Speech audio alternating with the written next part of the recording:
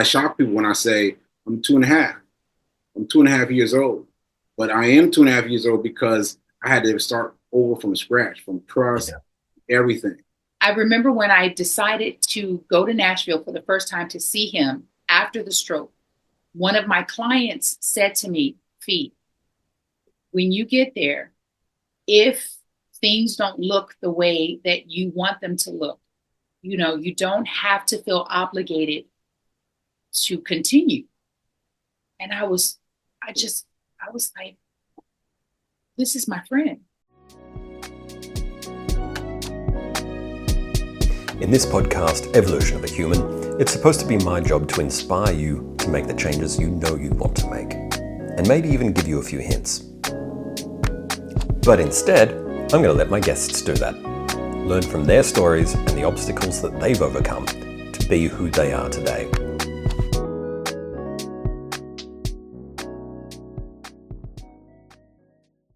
All right, today I have Fee King and Sekou Wrights with me, and they've got a bit of a journey to talk about, and all the changes and all the twists and all the turns. Now, Fee, I was looking at your bio, and you have done all sorts of stuff. Let's. Where do we start? She's done a lot of things. I know, I know. Yeah. I had no idea I would. And sometimes I look at my bio and I'm like, how can you only be 28 and you've done so much? That's a joke. I'm not 28. But yeah, I really just do what I like. All right. That's that's it. I do what I like. Have you always been that way? Has that been your parents could not pin you down on one thing because you would just be like, no, I like this, and down you go that path? Yes and no. I've always enjoyed working. Mm. I've been working since the age of 12. And I mean like a real job, not a paper route, not a lemonade, stand, working a real job. I've always appreciated the freedom that came with working, having Mm. my own money, being able to buy my own school clothes, get my hair done the way that I wanted it done. So I realized, okay, if I have my own money, I can do what I want. I can go to the mall and buy several slices of pizza.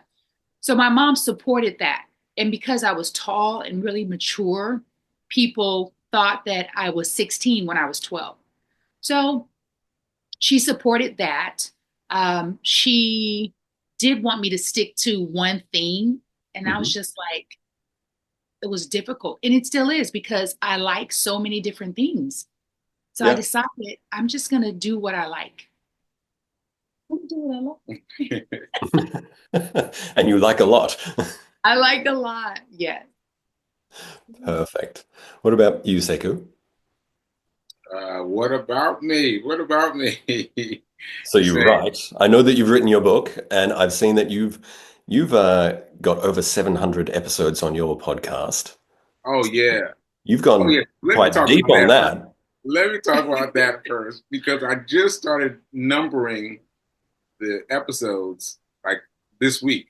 Oh, But but I was trying to figure out where to start logging them, and I was mm, like, wow, I started this podcast and I had a life before, a life beforehand, yeah. before the stroke. And then after the stroke, I came back, and then I started running.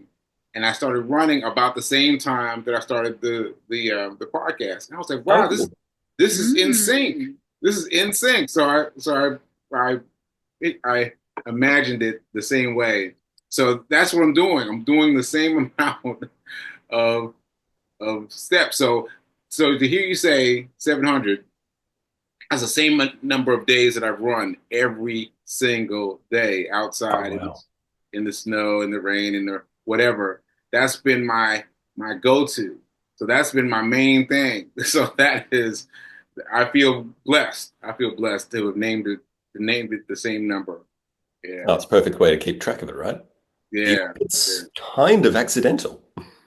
Yeah, kind of accidental. Kind of accidental. Like just now, I was like, wait a minute now. This is the exact same thing. And I was like, okay. I'm gonna That's go with good. it. I'm gonna go with it. Synchronicity. Yeah. Universe Yeah. just lining up for you, hey? Yes. Mm-hmm. Yes. Yes. So, all right. How did you guys come together? Because it's not often, I don't think, that I'm going to have two people on the podcast at the same time. So this kind of also writes itself. So in a way, we talk about transformation of from one part of our life along the path. You've got a nice merging of paths. I Tell me, agree. tell me about that. I'll turn it over to the fee. Okay. She's gonna go with it. I'm going to give you the abbreviated version to the best of my ability, and you can tell me how well I do. We met, we believe it was 2005 at the Black African American Black Film Festival. African American ABFF. Yeah, ABFF. it has these acronyms. ABFF Film Festival in South Beach, Miami. Yes. We didn't know one another. I was And coming you were in visiting from okay. I was coming in from LA. Sorry, my eyes and cat hair. I was coming in from LA. He was coming in from New York, and I was an actor, but I wanted to write. He, a journalist, and he wanted to work on like improv, and so I decided to take this actors boot camp, but I really wanted to be in a writer's boot camp. Were we in No, we were in the writers boot camp. Sorry, we were in the writers boot camp because Bill Duke was teaching the actors boot camp. Yeah, we could hear them through the walls. They were having fun. We weren't, but we connected. They were having so much fun, and we were like, this writing class is a drag. We connected, kept in touch. Whenever he'd come to LA, we'd hang out. He'd introduce me to his friends.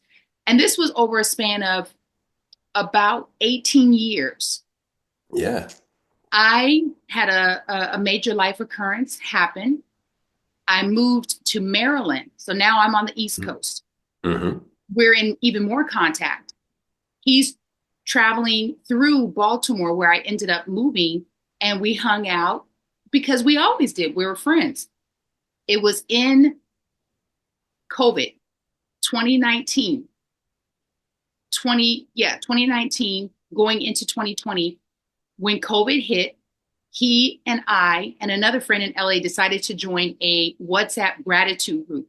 And we logged in every day, 3 times a day, in the morning, afternoon, and the evening, to say what we're grateful for. We could only focus on being positive and grateful. Yep. And during the time, I learned things about him that I didn't know. And I mean, I've always thought he was a great guy. I used to try to introduce him to people, hook him up with people, because I was like, that's my boy, it's my friend. Like, I never saw him for myself because we were friends. So he's sharing things in the group, and I'm like, wow, I didn't know these things about him, and he's different.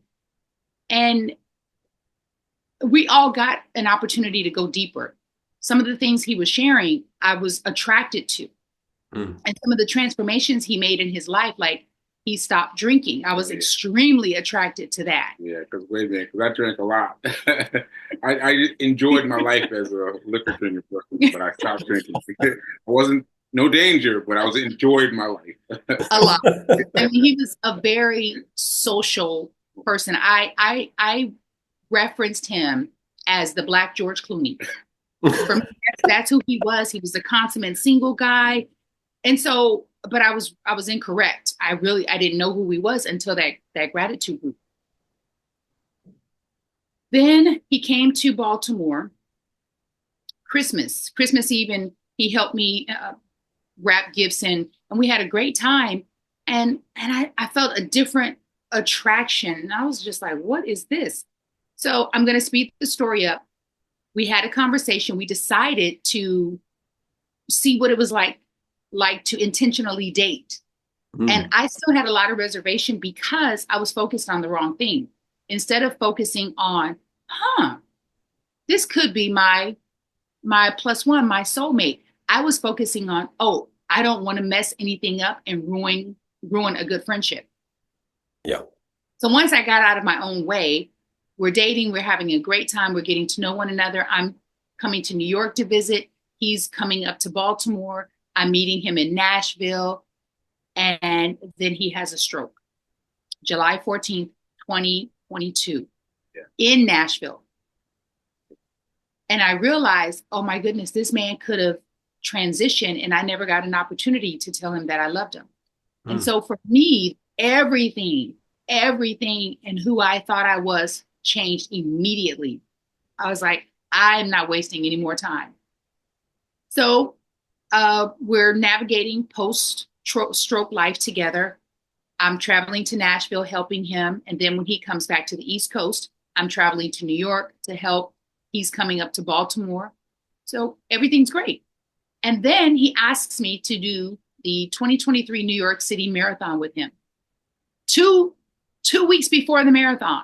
And I was like, by the way, people train for these things. And he was like, Fee, you run and you're in shape. You've done a marathon before. You'll be fine. Right. I did a marathon like 15 years ago. I do the marathon with him. We're going to jog it. I had no idea that he had my engagement ring in his back pocket, planning to propose at the finish line. But what had happened was on mile 15, I took an Uber back to his apartment because I was in so much pain. I was like, oh my gosh, my feet, my ankles. Instead, he proposed to me on my podcast talk show, live Marathon Monday, the next day. And we got engaged. And so we're getting married this year. Oh, congratulations. Thank you. Thank you. It's a lot to unpack, Yeah, I know. There was a lot there. Yeah. And this is part of why. Wait, I just want to add something before you. Of course, please. Because when we got together after my stroke, it's important for you to realize that my type of stroke was debilitating. So I did not know this for a long time, but when I came to know it, I knew it well. So I had complete amnesia. Like I didn't know Fee, I didn't know my mom, I didn't know anyone.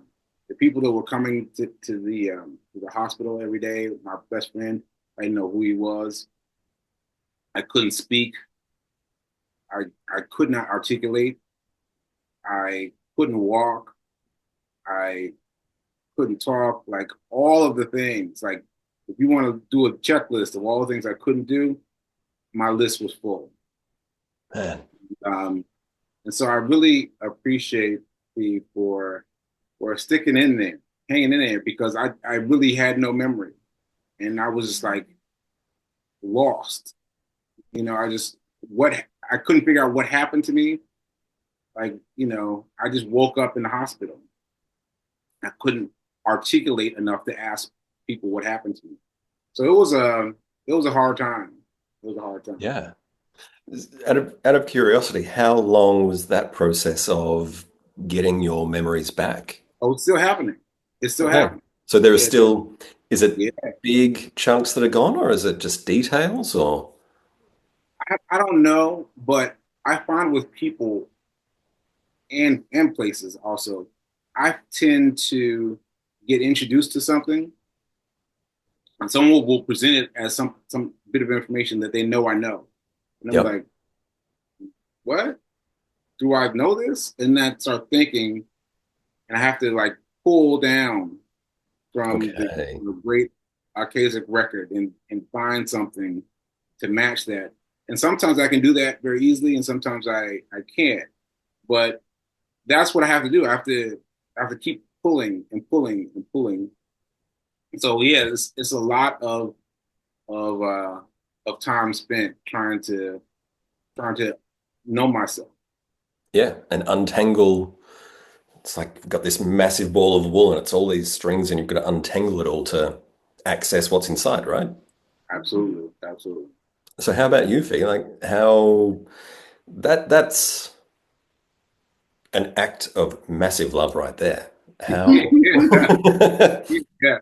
I don't imagine that would have been the easiest thing ever. How is that? How have the last 2 years been with the recovery and sticking with it? Well, thank you for asking.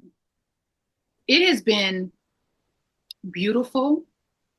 It has been um, challenging. It has been, I think, innately, I'm a caregiver. Mm. I realized that. I was like, yeah, I love caring for people. So for me, it's a balancing act though, to care for him and to care for myself. Because there was a time when I was a very imbalanced caregiver. I would give and pour a lot into other people, and at my own I would sacrifice my own care and my own needs. So I'm it's a balancing act for me to make sure that I'm also taking care of myself, because if I'm not happy and whole, I'm not able to be that for him. It gets frustrating sometimes with the memory, because I knew him before. I think it would be very different if I met him post stroke and we began dating. I would have no frame of reference. But I know things. We have a history, we have friends in common. And so what I'm learning is, within me is a very patient woman. I am a very, and people have noticed that. They're like, you're so patient. And I'm thinking, I didn't used to be, but I've become extremely patient. And I realize that we get to create new memories. And sometimes I say that living with Sekou is kind of like Groundhog's Day every day. You didn't know that, but it's we kind of repeat a lot of the same Yeah. things. And I decided that it's okay. It's just okay. Yeah. Yeah. Because a lot of the things she's referencing are things that I don't remember. And so my post-stroke personality is much different. It's much different than my pre-stroke personality. And I'm I was going learning to that ask. bit by bit. Yeah. So, in what ways has Sekou changed then, Oh, Fee? man. So many. Let me jump in right quick. So the one that affects me the most, the one that people comment on the most, is my sense of being a secret squirrel. Right? Like I've been, people have been saying to me, you were a secret squirrel. You kept so many things so close to the vest. And Hmm. now I'm living with everything all the way out. And they're like, what is going on with you, Sekou? I'm like, I don't know. I'm just doing life how I do it. And so that's been funny. And also my my birthday, for example. My birthday, I used to be I used to be rah about my birthday. I want my birthday to be perfect. I want my birthday to be perfect. And Meaning he wanted his birthday lit. He wants the gifts. He wants to yeah, do all the amazing things. yeah, He likes that for holidays. yeah. And it's a lot of pressure on Yeah. people. It's like you have to go bigger and bigger and bigger. And, and then this time I was like, she was asking what I wanted to do for my birthday. I was like, I don't know, this nothing. And she was like, what? Believe. I was like, yes, Yeah. less pressure. A lot less pressure. A lot less pressure on everyone. All right, Fee, what about you? What's your observation of the changes? His best friend asked me which Sekou I fell in love with. Mm-hmm. And I said, honestly, post stroke, because he let me in. I didn't Mm. know. Literally, I was planning to have a conversation with him July 15th, 2022. It was a Friday. I had it all mapped out. It's like, we've got to talk because we're dating and I don't know you and I really want to know you. But he had a stroke the day before. And I was just like, whoa. This new Sekou is, again, the previous Sekou was amazing. Nice guy, funny, but it was all surface, right? And then when you start peeling back the layers, you really get to know the real person. And we were also long distance. So there were a lot of things that I missed that I didn't see. And when I'd come here and he'd come to Baltimore, we're having fun. We're now living. Like, this is real life. Yeah. I love that he's a lot more open, transparent. He's a very even keeled person. Previously, there are things that he was just kind of really stubborn about, like, no. And that's it. We're like, oh, there's no conversation around it. But now he's very willing to have conversation and to negotiate. There's a lot more compromise. And I feel like it's because he trusts me in a new, different way than before. Am I right? Yeah. Yeah. And so I tell him, I said, I know this may be difficult for you to believe that your stroke has been a blessing. It's been a blessing. And sometimes that's how God works. Well, oftentimes it's not going to look the way that you want it to look. It's not going to feel, it's not going to come with ease and grace. It's going to come with some harshness and some ugliness that you get to navigate through. I said, but it's helping you to become an even better person and to help us both weather the storm. And so post-stroke, Sekou is incredible. He's an incredible human being. Thank you, Fee. I just want to point out that my post-stroke self has been in pain since I woke up. And so that 700 number you just mentioned is the same number of days that I've been in pain. And so I recognize all the benefits that the stroke has given me mentally. And I wish that my body would catch up in terms of not hurting as much. But I am grateful for the directness that my mind has found. And I just want my side to catch up. Side to catch up with it a little bit. So there are a couple of words come to mind just from hearing both of you speak. The first one is love.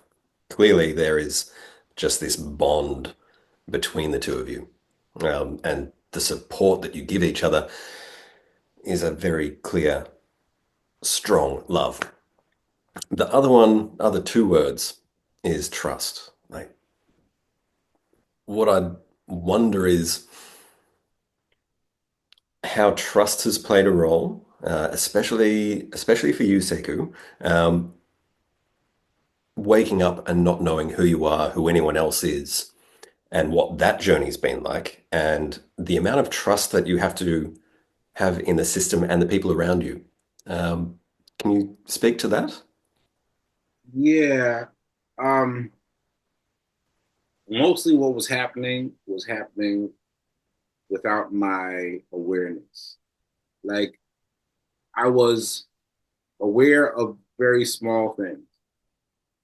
Like, I'm aware that this woman is my mother. She's my mother. I now know that she's my mother. I've been told she's my mother. And now I'm still trying to get a grasp on that. And then it's a small grasp that Fee King is reaching out to me. And she's building a bridge. And all these things are like small increments of trust. Like, in each one of them gets bigger and bigger and bigger and bigger. And so really, I've been thinking of it as I am the age of my stroke, because everything got torn down to zero. And so I start my speeches with this a lot. I'd say, how old do you think I am? And then I shock people when I say, I'm 2.5. I'm 2.5 years old. But I am 2.5 years old because I had to start over from scratch, from trust, everything. So that's been my experience. What about you, Fee? So the other word that um, really comes through for me with this story is fear. Like you had 18 years of history with Sekou, and then this happens. Tell me about the fear that you must have had to work through. I didn't have any. I Really? had, I had zero. I Yeah. literally went into helpmate mode. I mean, I really didn't have time for fear. As a matter of fact, Sekou and I were dating, but no one knew, right? Like, yes, That must have been an You my interesting squirrel. conversation afterwards. Oh, by the way, yeah. By the way, I didn't know his mom. I didn't know his father. I knew his best friend in Atlanta or LA because we also had 18 years of history. That was yeah. so when I'm calling, these people don't know who I am, right? And so then I'm thinking, okay, I think I need to consult a therapist because I'm feeling some sort of way about like maybe I don't know who this man is at all. Maybe he has a whole family, a wife, Oh, right? So those are the kind of thoughts I was having. But what I decided was no matter what, he's my friend. And so I'm going to be there for my friend. So I was able to compartmentalize the relationship. And I sought out a therapist who implanted some craziness in my head. And I said, I am going to, no matter what, be his friend because I don't leave people when they're down. So I just looked at Sekou as my friend. And I just went into action mode. I kept calling, kept asking if I could come and visit. I was met with no's. And I was like, okay, I'm just going to keep asking. We're going to raise money. I'm going to share with people that this thing happened to Sekou. We never told the public what happened, but people showed up. They gave monies. We raised about $21,000 in a really short wow. amount of time because he didn't have benefits when Yeah. he stroked. Zero benefits. No health insurance. Zero Oh benefits. man. Zero benefits. And so when I remember when I decided to go to Nashville for the first time to see him after the stroke, one of my clients said to me, Fee, when you get there, if things don't look the way that you want them to look, you don't have to feel obligated to continue. And I was like, this is my friend. Mm. Like, I couldn't even process what she was saying. I said, this is my friend. Like, I didn't even think when got there, I just needed to get there. And when I got there, he was Sekou, very different though. He was very thin and frail. And his speech, I already knew from having conversations on the phone was different. He still experiences aphasia. So I Yeah. knew that he had aphasia and I researched what that was. But when you're with someone in person, you see it and you hear it, and he's trying to form the words. And he was extremely fatigued, but I didn't experience any fear. I was just like, this is a process and we just got to work through it. I don't know what it's going to look like in 5, 10 years, but we don't know what any of us are going to look like or be in 5 or 10 years. And so this is where we are. But yeah, I didn't feel any fear. No. Beautiful. And where are you right now? What is it that you are both doing? Because I know that podcast, book, all sorts of fun. Like so, Fee Fitness 40 that's the Instagram. Yes. Yes. And Tell me so about what you're up to now. that's a great question because we're both pivoting. Sekou has Mm. not been able to work in the capacity that he worked before. Right. And so before he was a speaker, Mhm. but that wasn't his focus because he was an author or is an author, excuse me, he's an author, playwright. He's an author, playwright, and he made jewelry. Yeah. And so because of his right side, he's not fully able to get back to that yet. And so right now he's focused on his current book, which is Hack Your Pain Now, and speaking. So he has several speaking gigs lined up for this month. Perfect. I am dropping my book the end of this month, which is Her Story Unstuck.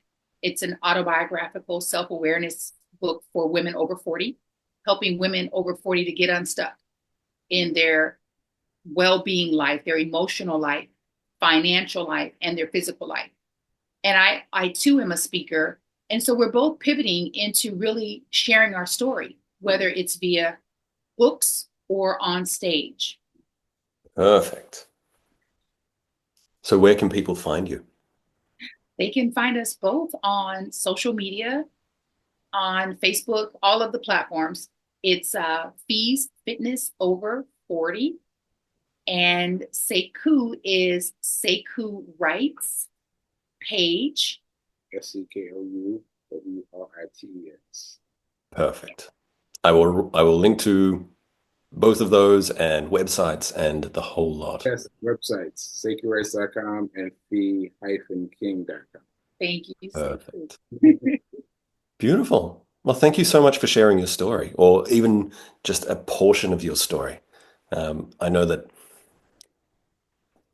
it helps put things in perspective and make you appreciate the things that we have in life and what's important. Yes, absolutely. And I'm so grateful that you were able to share this story with me and with my listeners. Thank you Thanks. so much for having us. This was great. It really was. This is great. Thank you. Thank you so much. Every big decision we've ever made, from leaving toxic jobs to moving across the world, came with an element of fear. But our latest big decision, moving our entire family to the other side of the world, that was the easiest one yet. It's because we worked through our fears before it was time to decide. Now, if you want to move into your future with confidence, free from the fears that hold us all back, we can help. Leandra and I. Work with us one-on-one using the method and face and transform your deepest fears. Reach out through the link in the show notes and we can get started.